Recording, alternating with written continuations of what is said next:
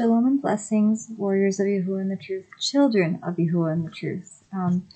Parents, I apologize yesterday if you heard any like swearing in the background. My husband was a little upset.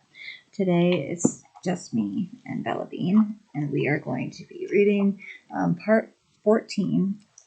I'm pretty sure it's part 14. I just checked it. I apologize, guys. It is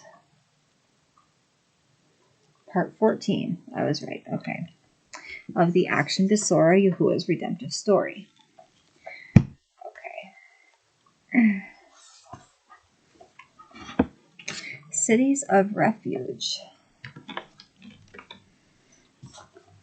It shows a map. So I want to put this as close as I can so you guys can see it. Okay. Cities of refuge based on Numbers 35, Deuteronomy 19, and Joshua 20. Oh, Bella, you can't lick the book. You can't lick the book. I should get you some little glasses. Okay. So it shows Asher here, and it shows people. So that must be the tribe of Asher. It shows the tribe of Naphtali here, near Kadesh. It shows Manasseh, the tribe here, near Golan, or it's in Golan. In Besorah, Gad, the tribe of Gad is there. In tribe of Zebulun is near the Sea of Galilee, and they're right near Issachar, the tribe of Issachar. But Issachar is closer to the Jordan River, and they're in Shechem. Ephraim, the tribe of Ephraim is down here, closer to the Mediterranean Sea. Benjamin is close to the Salt Sea. Reuben is on the other side of the Salt Sea, the tribe of Reuben. The tribe of Dan is way over here. Hebron is a place, and Yehudah or Judah, the tribe of Yehudah, is there. And Simeon is way down here. Joshua divides the land among the tribes and sets up 6 cities of refuge where people can go to receive mercy, even if they do something as bad as killing a person, committing murder. That's one of the commandments we do not commit murder. We do not murder. Okay, left-handed judge, based on Judges 1 through 3. Joshua dies, and for a long time, his leaders keep their promise to Yahuah. They build up strong cities and choose judges to rule over them. But when Joshua's friends grow old and die, many of the Yasharites forget Yahuah and begin to worship the idols of their neighbors. So Yahuah allows them to be conquered by the doubly wicked king of Cush. But the Yasharites are eventually saved by Caleb's son-in-law, Othniel, and the first of the heroic Hebrew judges. Othniel rules Yasharal in peace for 40 years. But when he dies, the Yasharites turn again to worship heathen idols. So Yahuah lets them be invaded by the fat king Eglon of Moab. He sets up his capital in Jericho, the city Yahuah cursed. For 18 years, King Eglon rules over the Yasharites from the city of palms. Finally, they cry out to Yahuah for a deliverer.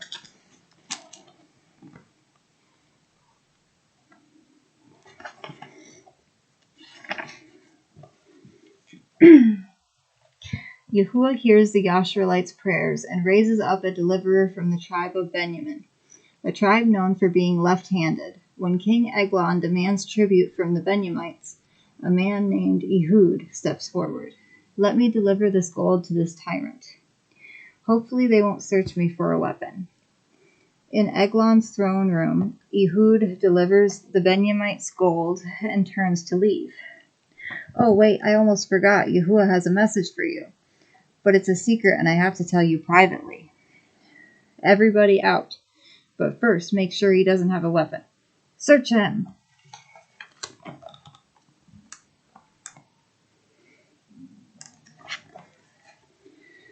The guards search the left side of his body for a weapon, but they don't search his other side, never suspecting he might be left-handed. After the guards leave, Ehud approaches Eglon on the throne. This is Yahuah's message to you. Ehud stabs King Eglon in the belly, but Eglon is so fat that Ehud can't pull his sword back out. The fat of Eglon's stomach covers up the handle completely. Quickly, Ehud locks the doors of the upper room and then sneaks out through the sewer system. The smell in the room is so bad that Eglon's servants think he is going to the bathroom, so no one discovers the assassination for many hours. In the meantime, Ehud rallies the Yash'rites. They stand at the fords of the Jordan, the shallowest part of the river, with the water up to their knees. They fight off the Moabites, killing many of them. After this victory, the land has peace for 80 years.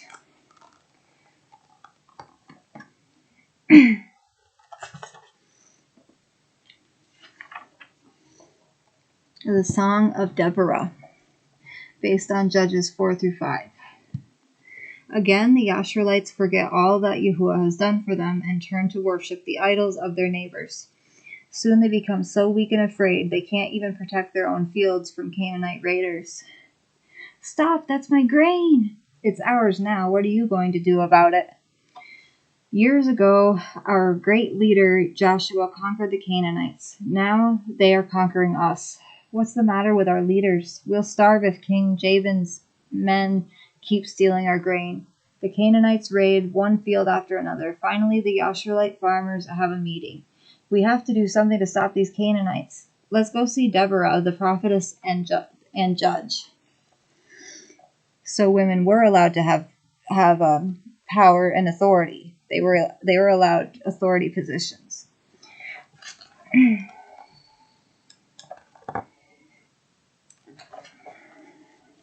The angry farmers take their story to Deborah, who holds court under a palm tree in Ephraim. What can we do? The Canaanites are stealing our food. Take the message to Captain Barak in the North Country. Tell him to come at once. Does she mean war? We don't have a chance against the Canaanites. They have 900 iron chariots, and we have only a few crude weapons. A few days later, Barak, this is the plan Yahuah gave me. Take 10,000 men to Mount Tabor.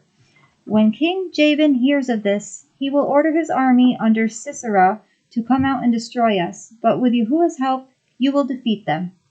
I'll lead the army, but only if you'll go with us. Yahuah speaks through you, and if you are there, I know Yahuah will help us. And this is Judge Deborah. I am sorry that you lack the faith to lead by yourselves. Very well. I will go with you, but still you need a woman to help you fight your battles. A woman will win your battle for you as well. After a quick march, the Yash'rites reach Mount Tabor. Deborah's prophecy comes true. The Canaanite army comes to meet them. Have faith. This is the day the Adonai will deliver us. Deborah gives the signal, and Barak charges down the mountain, leading his troops above them. Lightning flashes. A cloud burst turns the plain into a sea of mud. The iron chariots of the Canaanites sink into the mire. Trapped, they are at the mercy of the Yash'rites, who attack with speed and courage.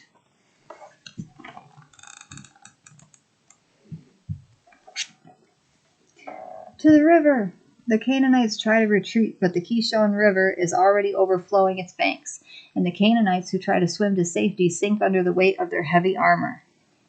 Sisera tries to escape on the way. He stops to rest in a tent that he thinks is friendly. But the woman who lives there, Jael, is loyal to Yasharah and kills Sisera while he is asleep. When Deborah learns that the Canaanites have been defeated, she sings a song of victory. In the heavens, even the stars fight for the Adonai. May all the Adonai's enemies perish, and may those who love the Adonai be like the sun shining in all its might. The people rejoice and sing praises too, and for 40 years there is peace in Yasharah. Families work in their fields and harvest their crops, but in time they again forget Yahuah and find themselves in more trouble than ever before.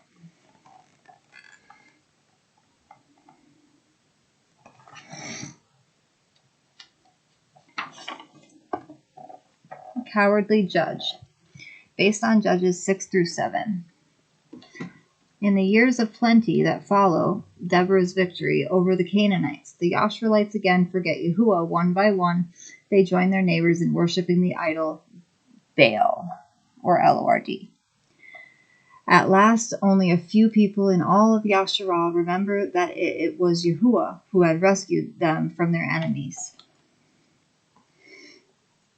Every harvest season, just when the Yash'rites are ready to gather their food for the year, roving bands of Midianites steal their harvest. For years, the desert tribesmen terrorize the Yash'rite villages and raid their fields. "Run for your lives! If they find where I hid my grain, we'll starve!"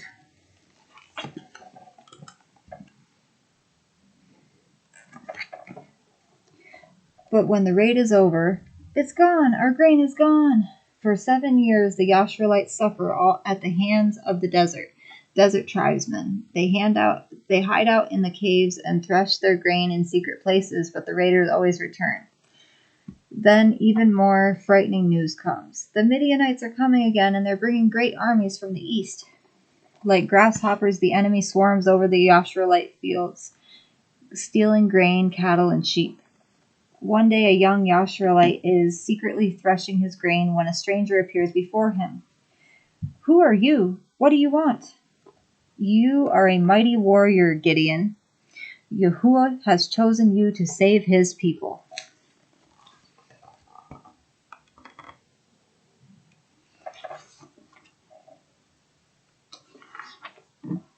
Bella, don't chew on my pants. Okay. "Me? My family is the weakest of the whole tribe, and I'm the weakest one in my family. If you're really an angel of the Adonai, then give me a sign." Gideon prepares some food and brings it to the stranger. "Put the food on the rock."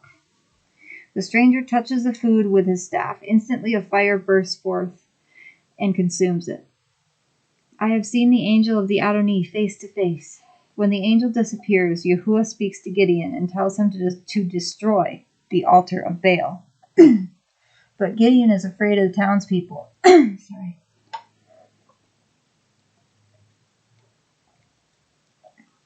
So he waits until dark to obey. "Won't the people kill us if they find out?" "That's why we're doing this at night."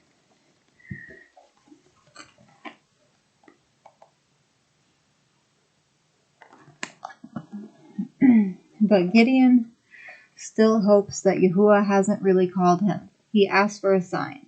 "Okay, Yahuah, tomorrow morning, if this wool is wet with dew and the ground is dry, then I'll know that you have truly chosen me."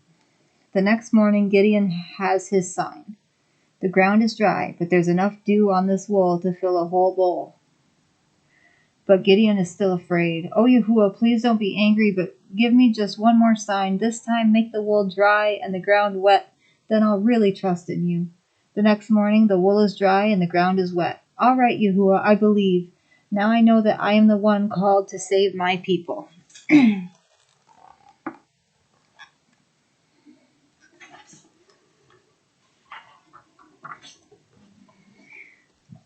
Gideon calls the leaders of Yasharah together. "With Yahuah's help, we can drive the Midianites from our land.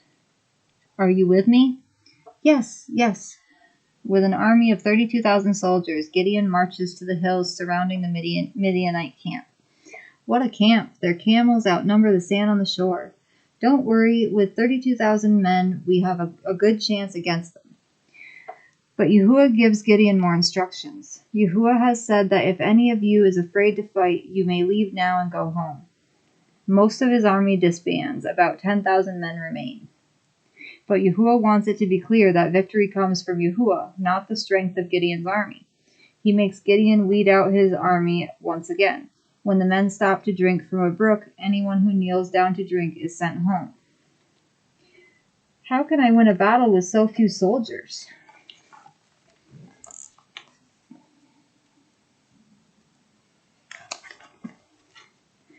Only 300 men are left out of Gideon's original army of 32,000.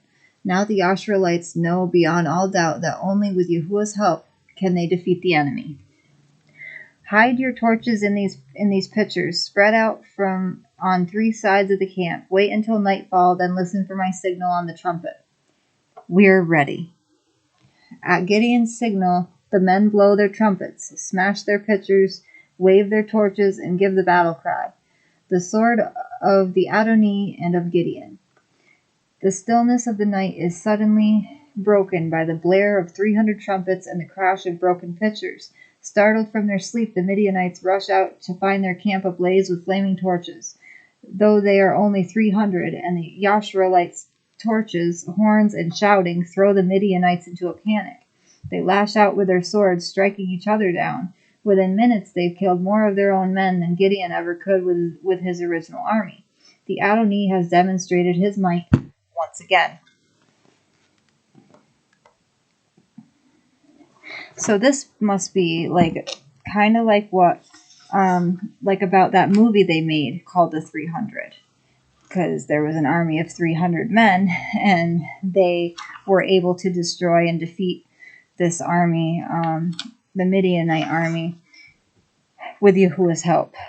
With Yahuah's help, anything is possible. Yahuah's enforcer, based on Judges 13 through 14.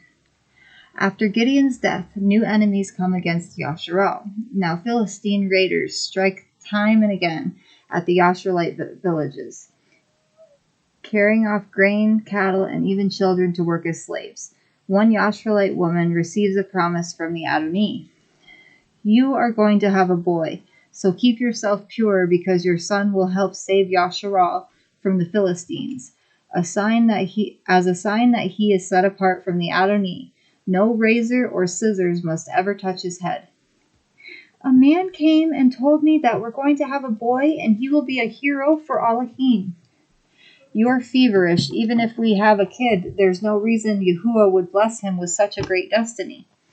It's true, your son will be a Nazarite, set apart for Yahuah from birth, and he must never cut his hair, for that will be the symbol of his Kodeshness. What is your name, Great One? My name doesn't matter, only the name of our awesome Adonai. Then we shall sacrifice a goat as thanks to Yahuah, to Adonai. As they light a small fire for their sacrifice,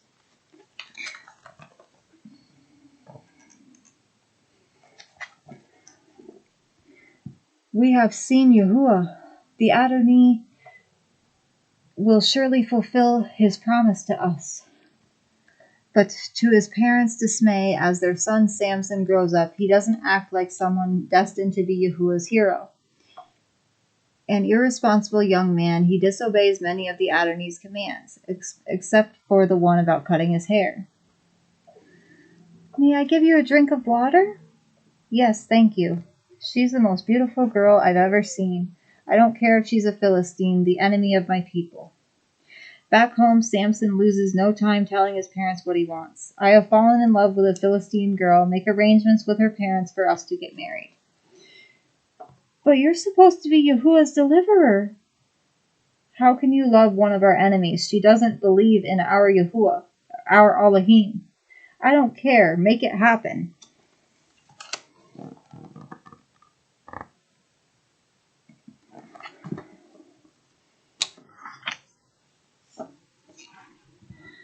On his way to visit his new fiancée, Samson is suddenly attacked by a lion.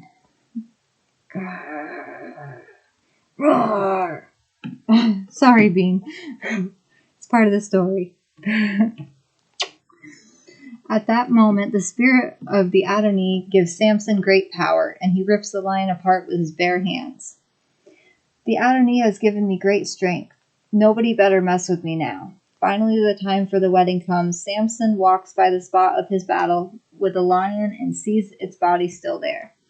Bees have made honey in the lion's carcass. Samson scoops some of the honey and tastes it. It's good. Ha!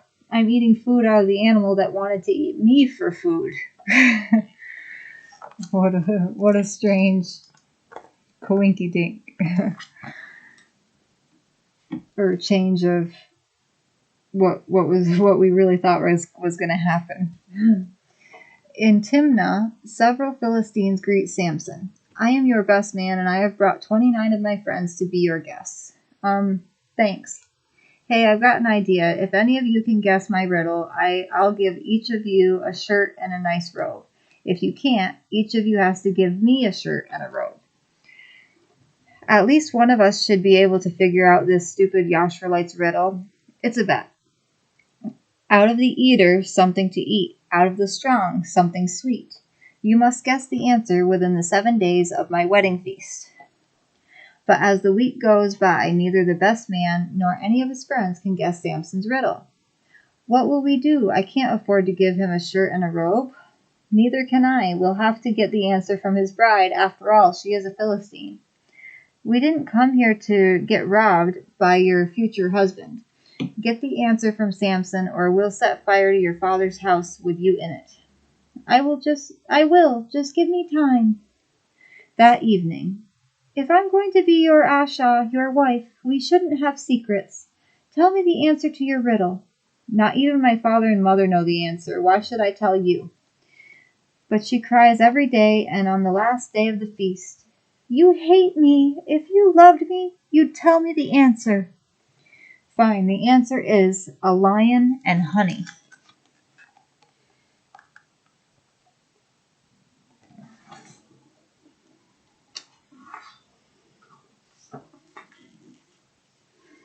A few minutes later, she slips away. I have the answer.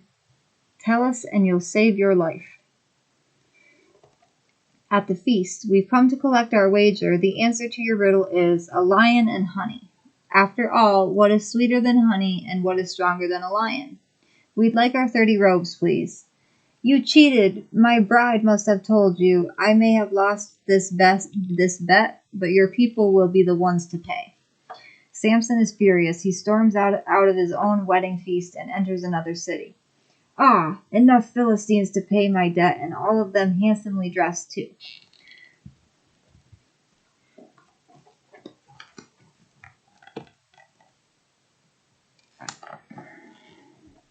With his great strength, Samson strikes down a group of enemy Philistines. 23, 24, 25. Still in a rage, Samson returns to the wedding feast. Here, the debt is paid, and by the lives of your own countrymen.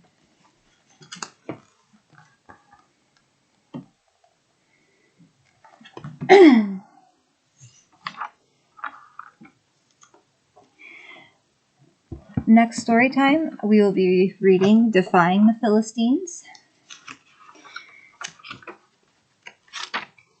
A Bad Haircut. Bringing Down the House. Ruth's Redeemer. And I think that is all we will have time for. I've been making them so long lately, I lose track while I'm reading, and I get really into the story, as I hope you guys do too. And I forget that I can't fit all the titles of the stories into the title line for my videos. So if not every title is in the title line, you'll see it in the description box. I love you all. Baruch haba Bashem Yahuah. Shalom and blessings, children of Yahuah and the truth.